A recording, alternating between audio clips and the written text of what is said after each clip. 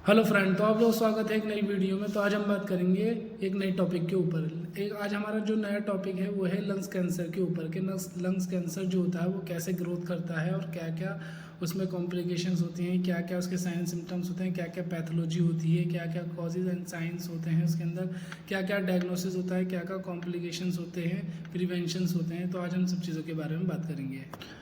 Lungs cancer जो होता है, lungs cancer is the uncontrol growth of the abnormal in the cells. मतलब कि वो एक टाइप से ग्रोथ होता है वो सेल में और वो बढ़ता ही जाता है, अनकंट्रोल होता है, जिसे रोका नहीं जा सकता अगर सही टाइम पे उसका ट्रीटमेंट ना हो।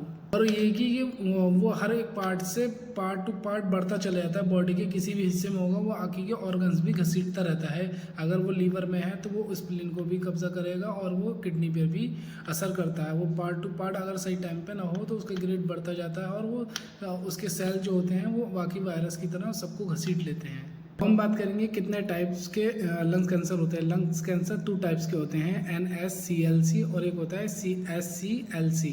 तो हम बात करेंगे इसके कॉजेज और फैक्टर्स के बारे में, किस कारण ये हो सकता है। सबसे पहले ये स्मोकिंग हो सकता है, प्राइमरी स्मोकिंग की वजह से हो सकता है, या फिर सेकंड हैंड स्मोकिंग की वजह से हो सकता है, या फिर फैक्टर मतलब फैमिली में अगर किसी को कैंसर है तो जेनेटिक्स भी किसी को जेनेटिक्स भी मिल जाता है। एयर पोल्यूशंस की वजह से, किसी ऐसी केमिकल्स की वजह से, या फिर कोई ऐसी चीज़ है जिसकी वजह से रेडिएशंस बहुत ज़्यादा है तो उसकी वजह से भी कैंसर हो जाता है।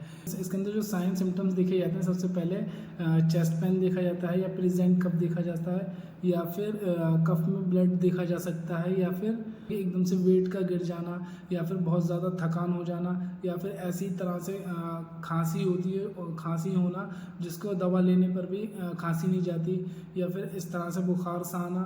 कंडीशन का नहीं पता होता कि नॉर्मल मेडिसिन खाने के बाद भी वेट लॉस नहीं रुक रहा है और एकदम से इतनी गिरावट आ जाना बॉडी में कि थकावट, कितना भी इम्यूनिटी बूस्ट होने के बाद भी थकावट सी रहना। तो ये इसके साइन सिम्टम्स हैं। अगर ये सिम्टम्स दिखते हैं तो हमें टेस्ट कराना चाहिए कि क्या टेस्ट करा सकते हैं। सबसे पहले PET CT MRI करा सकते हैं, या फिर बायोप्सी करा सकते हैं, या फिर ब्रोंकोस्कोपी करा सकते हैं, या फिर चेस्ट एक्सरे करा सकते हैं, या फिर CT स्कैन भी करा सकते हैं। अब हम बात करेंगे इसके अंदर क्या ट्रीटमेंट कर सकते हैं अगर कैंसर किसी को है। अगर वो सबसे पहले हम सर्जरी करके देखेंगे। अगर वो फर्स्ट स्टेज का कैंसर है तो सर्जरी में वो चांसेस होते हैं कि वो उसको रिमूव किया जा सकता है।